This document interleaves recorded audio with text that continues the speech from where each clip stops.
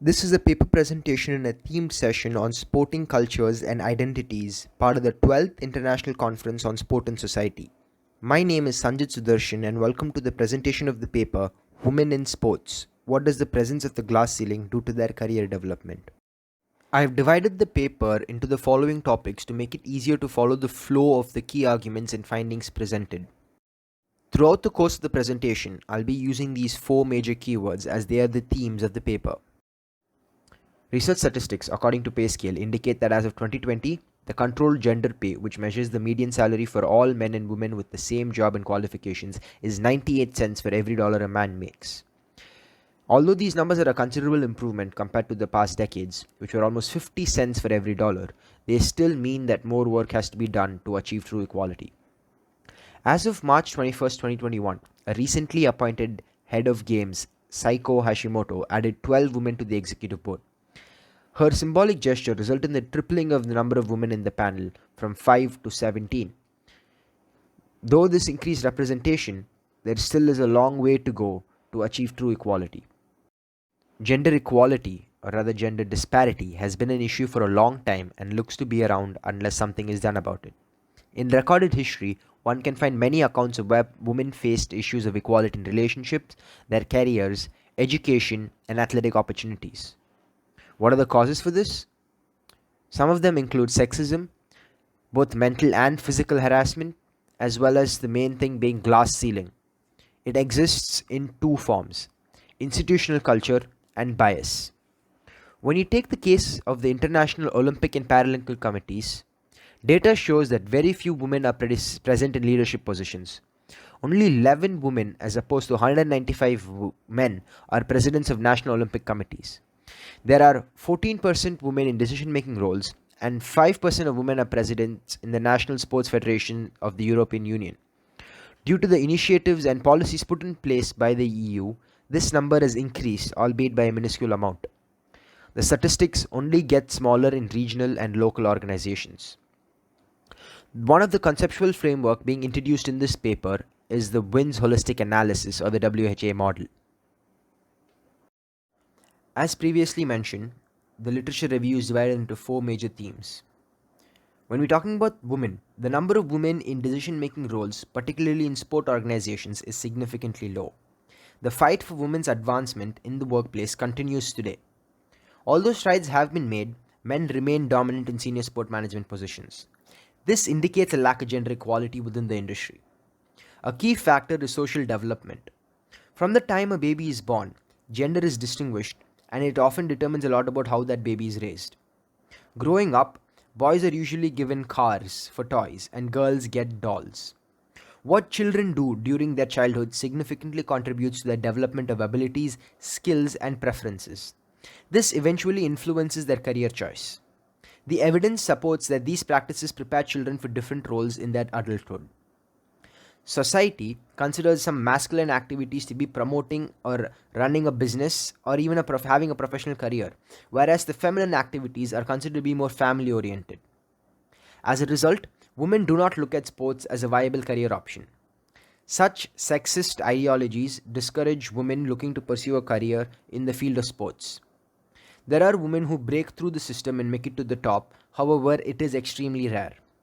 Society has primed men and women to think that one gender is better than the other. Although companies can try and change the mindset of their employees, it is easier said than done.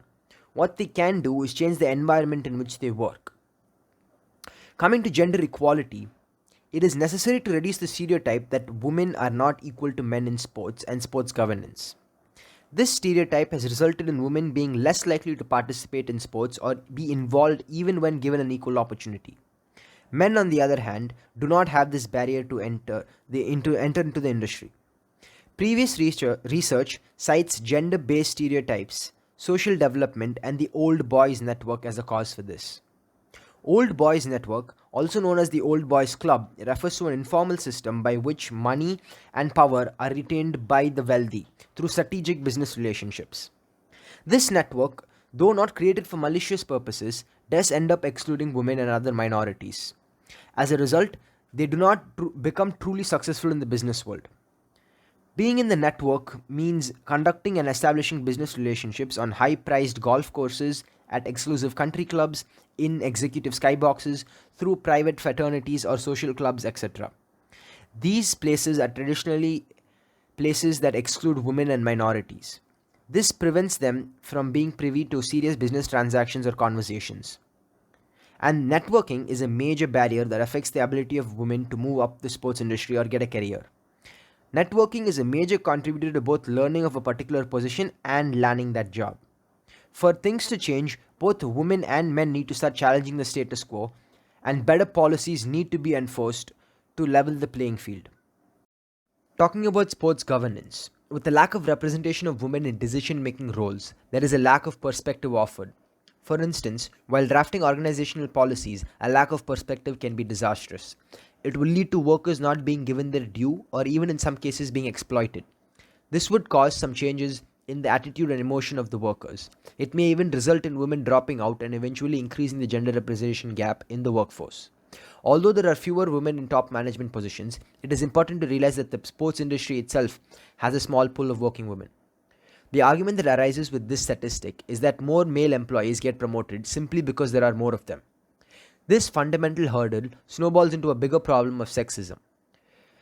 The institutional culture perpetuates sexism, including the diminishment and objectification of women. Organizations should look to provide proper counseling and guidance to their employees experiencing challenges within the workspace. Professional counselors possess adequate knowledge and information and make provision of effective solutions to the problems communicated to them by women employees. In most cases, employees approach their leaders, supervisors, and managers to redress their grievances. It is important that the leaders and managers have an approachable attitude. Adequate training should be given to other employees as well to ensure that they are cognizant of how they behave. Congenial working environment conditions are imperative to retain and make the women employees feel content so that they can perform to the best of their abilities. Coming to the glass ceiling, the effect can be observed to increase as one moves up the corporate hierarchy. The glass ceiling is typically of two types, based on institutional culture and bias. The culture of an organization can be identified by asking certain questions. Are men and women with the same job and qualifications getting the same pay? Are men and women getting promoted at the same rate? The answers to these questions help identify the culture at a corporate workspace. There are two types of bias, conscious and unconscious. Conscious bias openly states that men hold leadership positions because these roles require inherent male traits such as dominance, confidence, and self-reliance, and females lack them. This type of bias is easier to spot and tackle as the reasoning behind it is very evident and sexist. More and more workspaces are cognizant of this form of sexual harassment and are enforcing gender equal policies. The more difficult problem is unconscious bias. This is a bias that happens outside of our control and we are usually unaware of it happening. It is often hidden in our beliefs and are a part of who we are. That is what makes it harder to tackle the issue. While one cannot get rid of these biases, there is a need to put solutions in place to mitigate them. The first step is to acknowledge that these unconscious biases exist. Various organizations, such as the University of Washington, have already implemented programs for their committee members to undergo training about unconscious bias.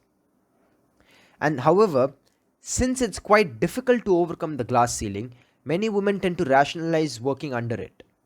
There are 5 primary themes that describe how women rationalize working under glass ceiling. One of them is through the corporate culture. Women think that they're not getting promoted because the company functions like that. Denial is denying the glass ceiling exists at all. It includes denial of discrimination that takes place. Gender role socialization mean women come to understand that they are better at some things while men are better at others. Historical precedent talks about the idea that the leadership and executive positions have always been held by men. Sexism is the primary element present behind these reasonings as well. Women turning against women talks about when women will not serve as mentor for other women. Some even look down on those who achieve success. Women rationalize the fact that stepping on other women to achieve success is valid. And by rationalizing this ceiling, the barriers remain and women continue to work in a challenging climate. The good news is that bias against female leaders is decreasing and traditional gender roles are changing. Both men and women want more women in the leadership roles. One of the major gaps in literature was that most of the texts were USA and Europe centric. The rest only targeted developed countries. This meant that the data that was being analyzed was skewed and the reality is much worse than what is being analyzed. They were also organization and industry dominant in the fact that most of the authors only selected data from the International Olympic Committee and other national or international sports federations. The lack of data on the regional and local organizations made it harder to holistically approach the question statement. Furthermore, most of the methodology used in these papers only tied a maximum of 3 themes together. A systematic review was conducted to obtain the theoretical background for the paper. A literature search was done on prominent databases like Scopus and Web of Science using the keywords of this paper. Amongst the texts analyzed, various methods were employed ranging from conceptual papers to qualitative papers to quantitative papers and mixed methods papers.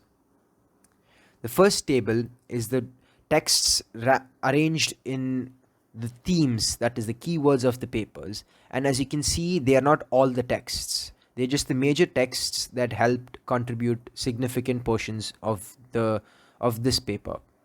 And you can clearly see that gender equality and women have the most number of texts, whereas the papers from sports governance and glass ceilings had very little papers in them. This shows the lack of existing research in the field, and how new the field is. Table 2 is the breakup of the papers based on the type of method used by that paper. And you can clearly see from table 2 that systematic literature reviews are few in this area, which necessitates a comprehensive study using literature review analysis as a methodology. This paper hopes to fill that gap by conducting a systematic literature review using the thematic analysis methodology of SLR. The pool for this analysis had a multidisciplinary scope, as the papers ranged from the fields of career development, gender equality, and sports. The outcome of the literature review was the WINS holistic analysis model. The WINS holistic analysis model was the outcome of this literature review analysis. WINS stands for Women in Sports, which is the focus of this paper. It is holistic because it includes every theme, and that helps the researcher to arrive at a conclusion. In the model, women is focused by a narrower topic, which is the glass ceiling, as it is regarding their career development.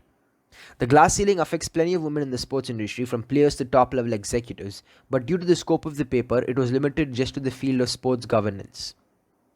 To justify the findings, the analysis also looked at other literature texts on gender equality, as it is within the scope of the paper.